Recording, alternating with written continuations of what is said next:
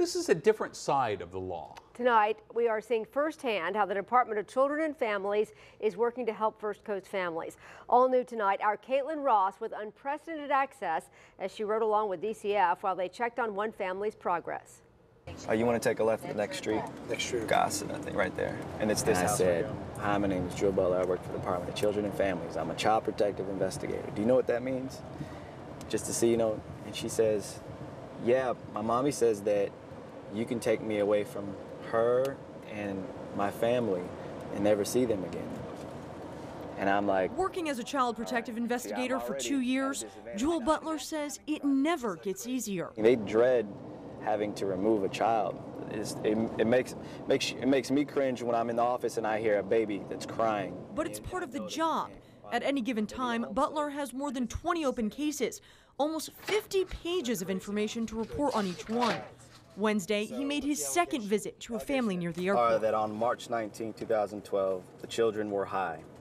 The youngest child was jittery and had to be calmed down. The children had An anonymous caller reported the family to the DCF hotline. The mother had almost overdosed twice in the past month. Her 8- and 13-year-old children admitted smoking marijuana outside the home. A year ago, we'd removed the child. Drugs with the children, marijuana, mom overdosed, remove it. We wouldn't have been a question, we just remove it. Because it's easy to remove. If you remove, you're safe. New DCF Regional Director David Abramowitz says the department is changing.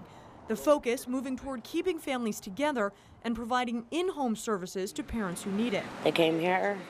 They could have took my kids, but they didn't, thank God. The children's mother didn't want to show her face, but has agreed to an extensive case plan through DCF. Random drug tests, parenting classes, and near daily visits from DCF to keep her kids at home.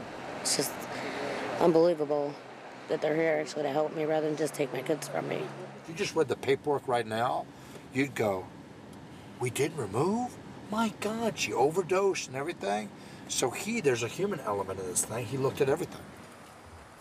Well, the department works with lawyers, service providers, and counselors for every case they take on.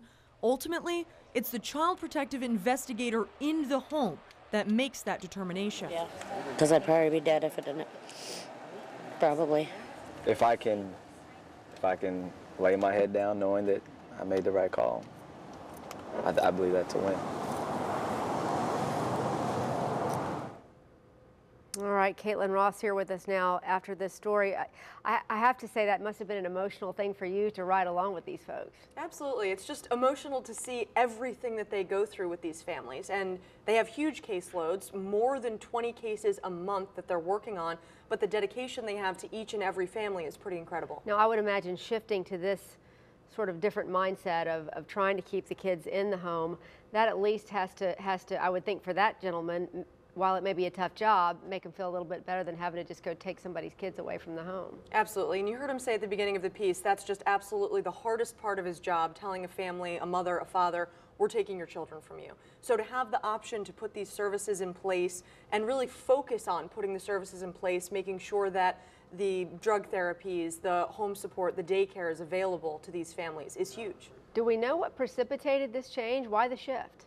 Well, we have a new DCF secretary, relatively new, and also a new regional director. And both of them said their focus has been on moving towards this. And it's not something that DCF has always come in and ripped children out of homes, but like the director said, it was just easier sometimes to remove and then look at it and say, okay, how can we fix this? Instead of doing it from the front end and saying, let's keep the kids in the home and then work on giving them the services they need. Makes sense. Well, you know, we hear so much about these high-profile cases where they take kids out of the home, but really, you were telling me it's not really a large percentage of the kids that they take out of the home. Right. They get about 2,000 calls a month, roughly. And out of those 2,000 calls, they'll investigate 1,000 of them. Only 3 kids are removed. And those are the 2011 statistics from DCF. So it's a very small number, but those are still the ones we hear about. All right, Caitlin Ross, thanks very much. Very interesting report. Shannon?